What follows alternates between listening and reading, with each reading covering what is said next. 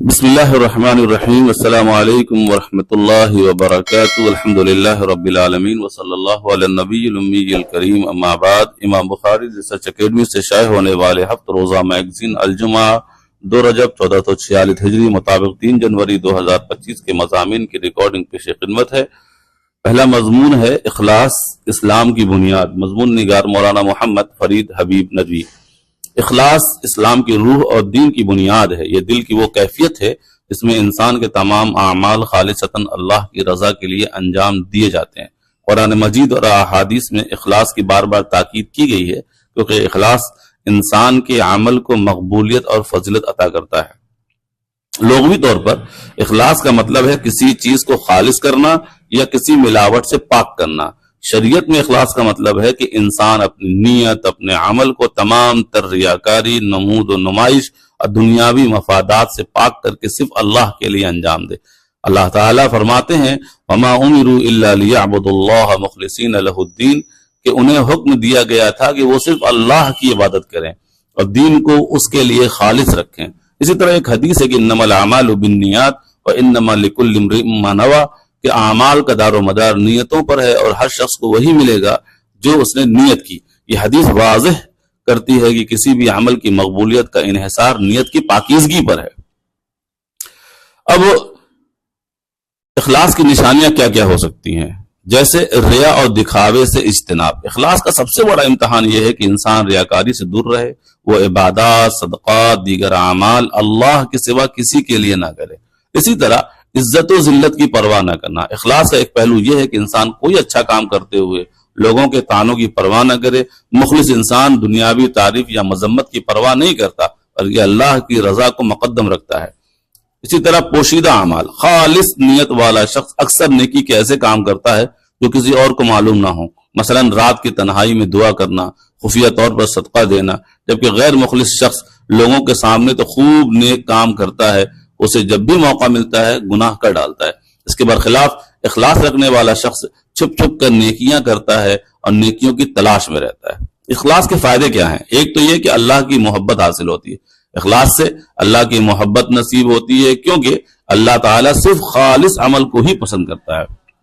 اسی طرح اخلاص سے کیا گیا عمل اللہ کے یہاں مقبول ہوتا ہے۔ اگر عمل میں اخلاص نہ ہو تو قیامت کے دن وہ بے وزن ہوگا۔ کہتے ہیں لوگوں کی نمازیں، صدقے اخلاص نہ ہونے کی وجہ سے قیامت کے دن ان کے منہ پہ مار دیے جائیں گے۔ اسی طرح مخلص انسان کو دل کا سکون اور روحانی خوشی نصیب ہوتی ہے، کیونکہ وہ صرف اللہ کی رضا کے لیے جیتا ہے اور مرتا ہے۔ اخلاص انسان کو ریاکاری کی تباہی سے محفوظ رکھتا ہے، جسے قرآن نے شرک خفی کہا ہے۔ ریاکاری سے انسان کے اعمال برباد کر دیے جاتے ہیں بلکہ گناہ بھی ملتا ہے۔ اب یہ اخلاص پیدا کیسے ہو؟ اللہ کی بڑائی اور جلال کا احساس اخلاص کو مضبوط کرتا ہے۔ ہر عمل سے پہلے اور بعد میں اپنی نیت کا جائزہ لینا چاہیے۔ اللہ کی کتاب، نبی کریم صلی اللہ علیہ وسلم کی تعلیمات کو پڑھنے سے دل میں اخلاص پیدا ہوتا ہے۔ مخلص بننے کے لیے دنیاوی خواہشات کم کرنا پڑے گا۔ دنیا کی چیزوں کی خواہش جتنی کم ہوگی اتنی ہی انسان کے اندر اخلاص کا مادہ پیدا ہوگا۔ آخرت کو یاد کرتے رہنا چاہیے، اس کی یاد ذہن میں تازہ رکھیں کہ ایک دن مجھے اللہ کے حضور حاضر ہونا ہے اور اپنے اعمال کا جواب دینا ہے۔ کہیں ایسا نہ ہو کہ میرے اعمال میری تباہی کا سبب بن جائیں۔ ایسا سوچنے سے انسان کے نیت میں اخلاص پیدا ہوگا۔ لہذا ہمیں چاہیے کہ ہم اپنی زندگی کے ہر پہلو میں اخلاص پیدا کریں، نیتوں کو اللہ کے لیے خالص کریں، تاکہ ہمارے اعمال نہ صرف اللہ کے یہاں مقبول ہوں بلکہ ہمیں دائمی کامیابی بھی عطا ہو۔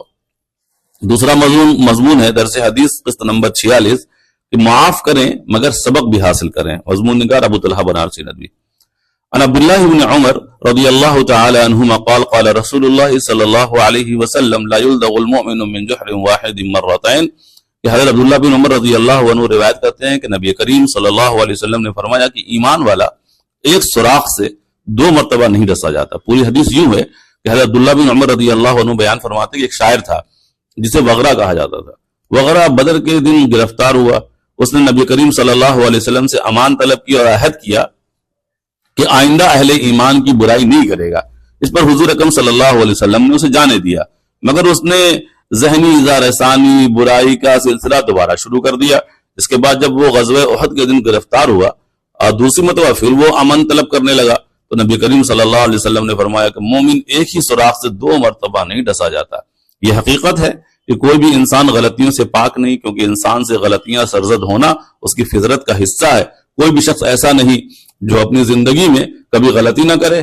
کبھی کبھی ان غلطیوں کے البتہ کبھی کبھی ان غلطیوں کے نتیجے میں دوسروں کو کافی بڑا نقصان اٹھانا پڑ جاتا ہے، لیکن ایک نیک دل اور اچھے انسان کی پہچان یہ ہے کہ وہ دوسروں کی غلطیوں کو معاف کرنے کا جذبہ رکھتا ہو۔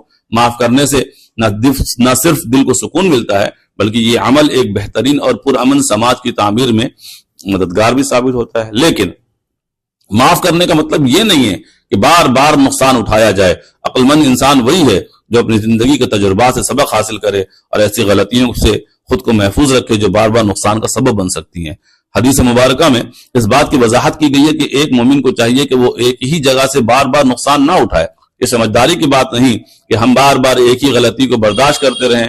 شریف ہونے کا مطلب یہ نہیں ہے کہ کوئی بار بار آپ کو الو بناتا رہے۔ اس لیے معاف کرنا ضروری ہے، لیکن عقل اور احتیاط کے ساتھ۔ اگر کسی کی غلطی سے بار بار آپ کی جان، مال، عزت کو نقصان پہنچ رہا ہے تو یہ ضروری ہے کہ آپ اپنی حفاظت کے تقاضوں کا خیال رکھیں اور کوئی اچھی پلاننگ اور تدبیر اپنائیں۔ معاف کرنے کے ساتھ ساتھ ہمیں ایسے اقدامات کرنے چاہیے جو مستقبل میں ان نقصانات سے بچا سکیں۔ یہی رویہ ایک متوازن اور محفوظ زندگی کے لیے ضروری ہے اور ایک عقل مند مومن کی پہچان ہے۔ تیسرا مضمون ہے کہ بات بات پر خفا ہونا ایک بری عادت۔ مضمون نگار مولانا محمد فرید حبیب ندوی۔ زندگی خوشیوں اور غموں کا حسین امتزاج ہے جس میں ہر لمحہ نئے تجربات، خوشیوں، چیلنجز سے بھرپور ہوتے ہیں، لیکن ہماری زندگیوں میں ایک بڑی رکاوٹ دوسروں سے خفا ہونے کی عادت بن سکتی ہے۔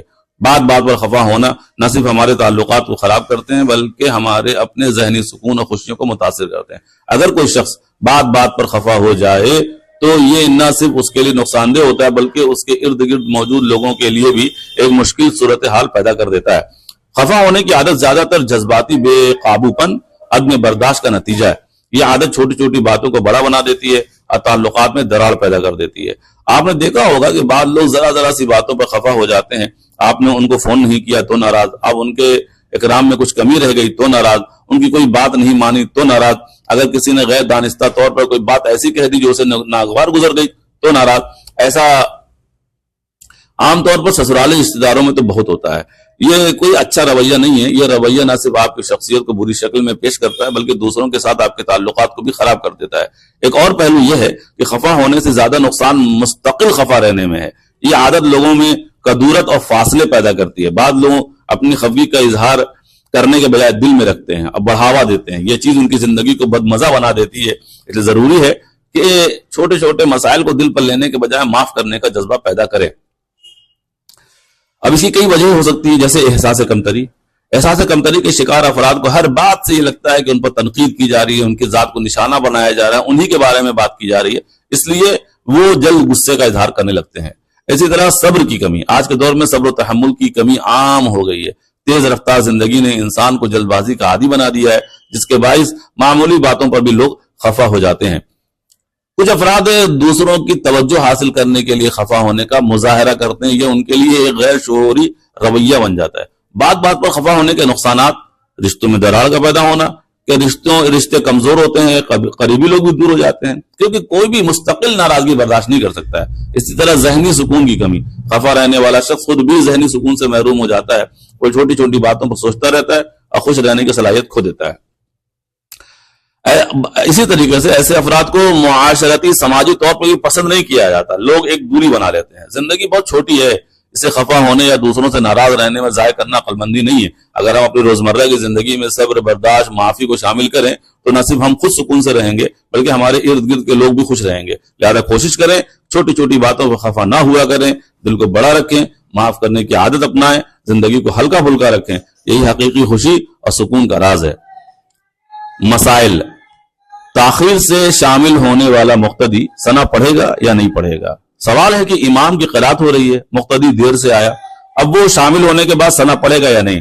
جواب ہے کہ اگر امام جہری یعنی بلند آواز سے قرات میں مشغول ہو تو اس وقت مقتدی کو نیت باندھ کر خاموش کھڑا ہو جانا چاہیے، ثنا نہیں پڑھنی چاہیے۔ اگر امام نے ابھی قرات شروع نہیں کی ہے، امام سری قرات میں مشغول ہو تو ثنا پڑھ لینی چاہیے۔